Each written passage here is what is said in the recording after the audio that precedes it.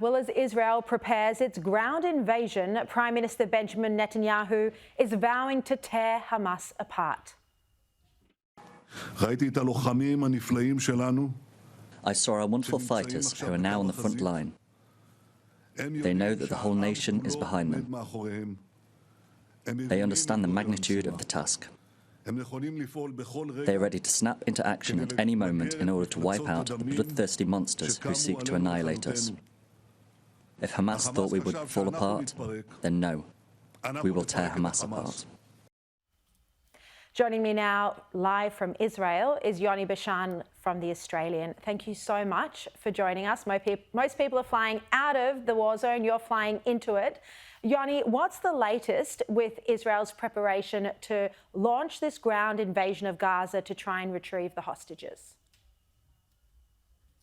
Well, I think right now we have a bit of a waiting game going on where we are almost certain that there's going to be a ground invasion into Gaza. It's just yet to actually formally take place. So what we're seeing at the moment is a buildup of ground troops, tanks, and other personnel closer to the border with Gaza, and they're on standby waiting to go in.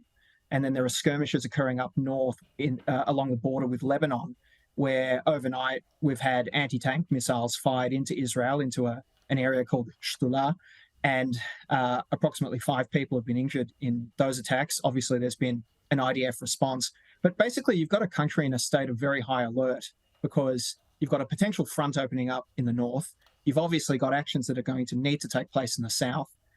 You've got military leaders and politicians who are talking about a when, not if, they're going to go in.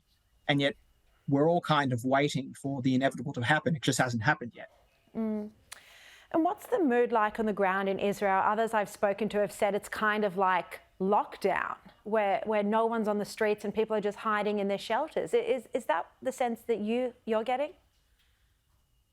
I think that's pretty accurate, as a matter of fact. I went into Tel Aviv last night, and I've been into Tel Aviv a couple of times, and there's very much a somber atmosphere. I would almost describe it as an unofficial state of mourning, in fact. If you go to anyone's house or if you speak to anyone on the street, there's really no other topic of conversation to talk about apart from what happened over the weekend.